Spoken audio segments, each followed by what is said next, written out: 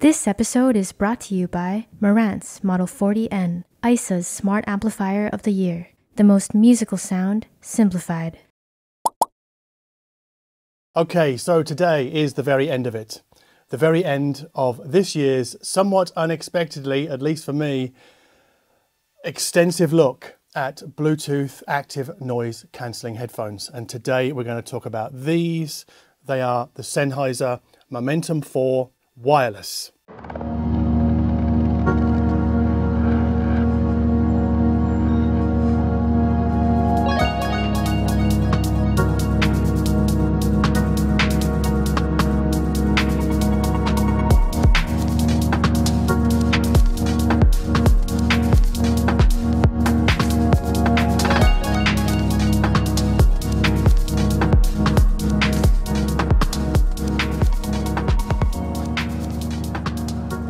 Now, in order to keep this video focused and under 20 minutes if possible, I'm going to be restricting my side-by-side comparisons to the Sony WH-1000XM5 and the Bowers & Wilkins PX7 S2, although there will be some mention of more expensive headphones or more luxurious models if I feel it relevant to this discussion. Now, if we start with build quality, yes, the Sennheiser do have a bit of a plastic fantastic feel about them, although the fabric covered headband, to me, elevates them above the Sony in terms of look and feel, only just.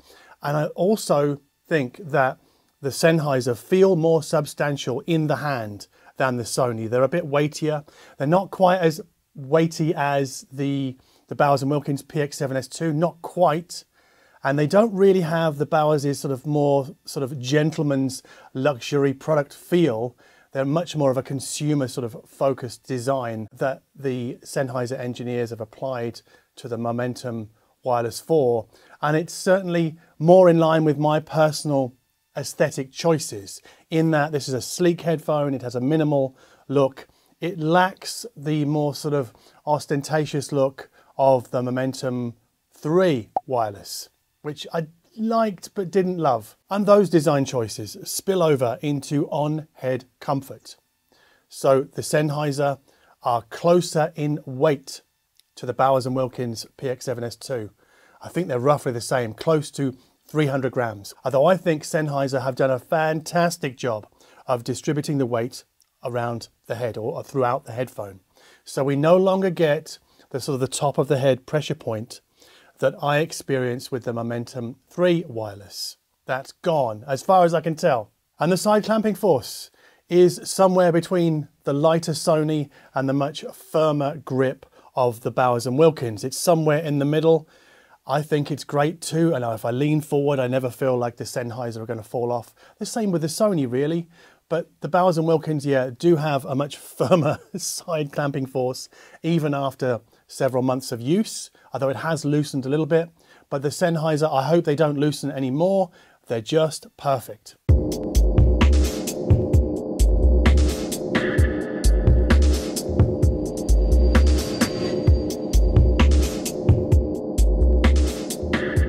And we'll go right into the Sennheiser sound quality or its sound profile right here, right now, because it combines some of the bass lift of the Bowers & Wilkins PX7 S2, but also adds the spaciousness and the layer separation that we get, I guess, to a greater extent in the Focal Bathys. But what we don't get with the Sennheiser is the Focal mid-bass enrichment. It's not a lot, but it's enough to notice. And for me, as far as I can tell, it's completely absent from the Momentum 4 Wireless. I wish they called it Momentum Wireless 4. Having to put the number between Momentum and Wireless makes me sort of second guess myself every time I'm saying it. Now, as regular viewers will know, I have a lot of active noise cancelling headphones here. And I would put the Sennheiser almost on par with the Focal Bathys. They really are that good to my ears, in that they have a great amount of internal spaciousness. Not as much as the Focal. Layer separation is, I think it is on par with the Focal, but I don't think the Sennheiser really kind of go out as much with a head stage as do the Bathys. Although I would say that I did notice, I can't remember what I was playing, but something that had very kind of extreme left and right sounds. And they were kind of fairly out there on the Momentum 4 wireless.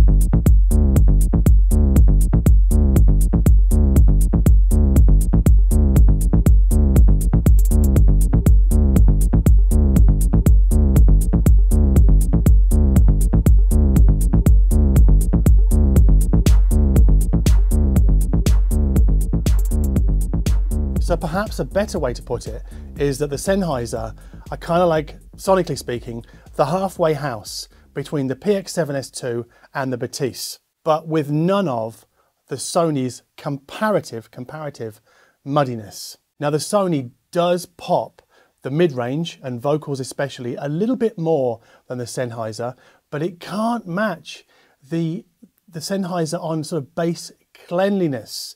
The Sennheiser carve out a much cleaner space around bass notes and around kick drums and just around anything that kind of gives you that low end weight. And that cleanliness, or that sort of space that's carved around bass notes, kick drums, things like that, is really only bettered and only just by the Focal Bathys. But I would also add that the Momentum 4 wireless, along with the Focal and the Mark Levinson number 5909, I think are closest of all the Bluetooth headphones that I've heard this year to the sound of a loudspeaker hi-fi system, especially with dynamics and especially with microdynamics. The Sennheiser is an exciting sounding headphone, far more than the Sony, and yeah, I think a bit more than the Bowers & Wilkins, whose excitement tends to come more from low-end bass wallop, whereas the Sennheiser allows us to kind of hear all the smaller sounds come to life and then fade away again with greater avidity and clarity. But as many of us know, the fun factor or the enjoyment factor or how much we like a pair of Bluetooth headphones hinges on far more than sound quality alone. For example, there's the app. It's the same that we use with the Momentum True Wireless 3, the in-ear monitors. And sometimes, like with those in-ear monitors, the app can be a little bit slow in connecting to the Momentum 4 wireless. But there's little else to complain about really in the app itself. And being able to customize the intensity of the active noise cancellation along with the intensity of wind reduction are really nice touches. We'll come back to the wind reduction thing in a moment. The active noise cancellation that we get from the Sennheiser is very, very good indeed, but it's not quite as good as the Sony and it's not quite as good as the Apple AirPods Max. And I would say that it's more on par with the Focal Bathys. But where this Sennheiser headphone steps ahead of the competition in quite a substantial way is on phone calls, because the Momentum 4 wireless are a complete beast when it comes to wind noise rejection, which was really surprising for me.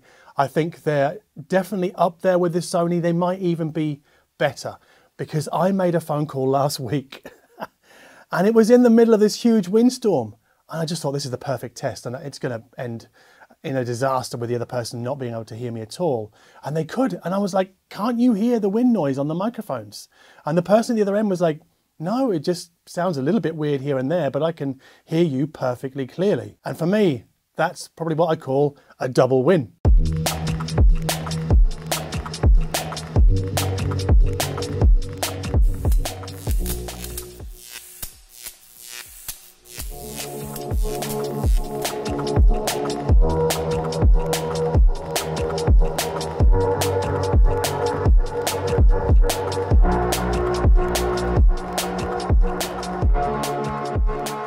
Now, if you saw my Sony versus Bowers video, I'll put a link below, you'll know that the Sony have a touch panel on the right ear cup to control playback and to adjust the volume and to momentarily activate transparency mode by holding your hand to that ear cup.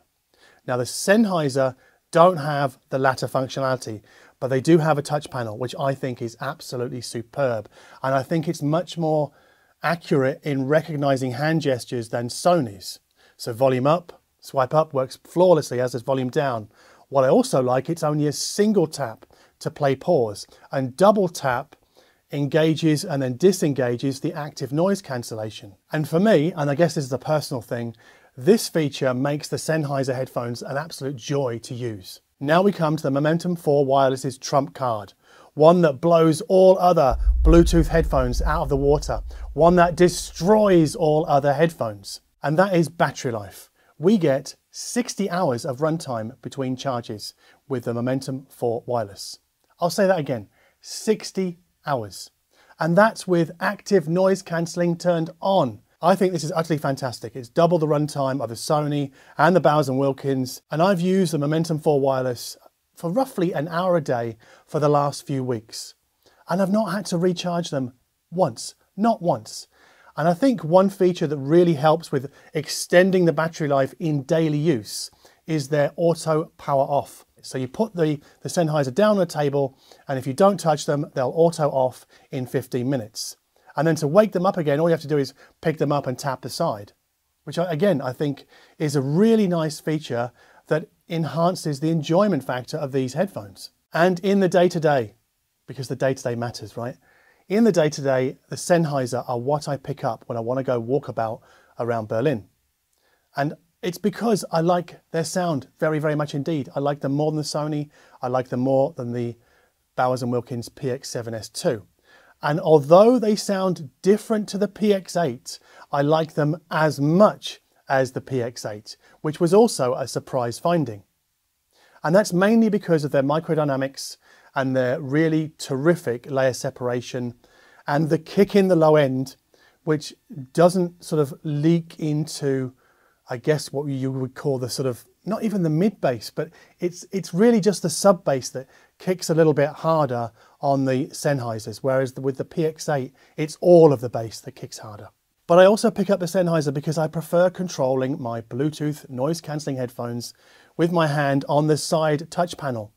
It's much more convenient for me than having to kind of root around on the back of an ear cup to find the right button to press. And keen-eyed observers will notice that there's only one button on the back of the right ear cup on the Momentum 4 Wireless, and that's for powering on and off and for activating Bluetooth pairing mode. And I also pick up the Sennheiser in the day-to-day because I know that if I'm out and about and I have to make a phone call, that phone call won't get destroyed by wind noise.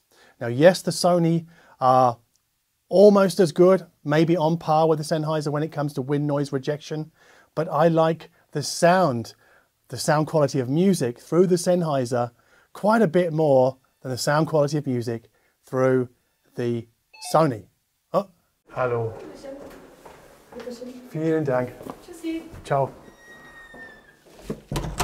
Looks like I spoke too soon about this being the end of my Bluetooth investigation because I've just had a delivery from Campfire Audio, their new Orbit True Wireless IEM. Anyway, where was I? Oh yeah, I'm picking up the Sennheiser to go out on the day-to-day because of phone calls. Yeah, wind will not destroy those phone calls. It won't on the Sony either, and the Sony also have a touch-sensitive ear panel, which I also really like. But the Sony cannot match the Sennheiser on sound quality, not at all. And that's really because the Sennheiser are much better with layer separation, and they have a much tidier bass kick, and they're better with microdynamic inflections. To get more specific, they sound more open with Neil Young and Crazy Horse's Weld.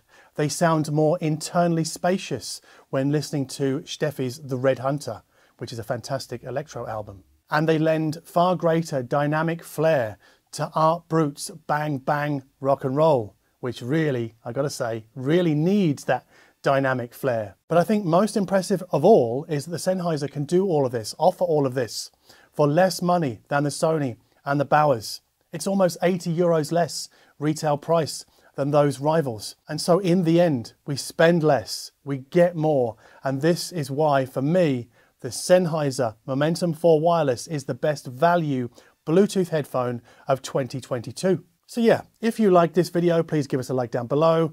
If you like my attitude towards Bluetooth active noise cancelling headphones, in that they are important in today's audio audiophile environment, hi-fi environment, head-fi environment. I mean, they are so much better than they used to be. They really are super impressive. Although I don't think they're not really on par with wired headphones yet, not in some respects. But the active noise cancellation component of a Bluetooth headphone, I think, is really pivotal to musical enjoyment, because if we can dial down the background noise, as I've said before, we don't need to crank the volume on the music quite as much. That's good for our hearing, if nothing else. So if you dig that, please consider subscribing to this channel. And as always, thank you ever so much for watching.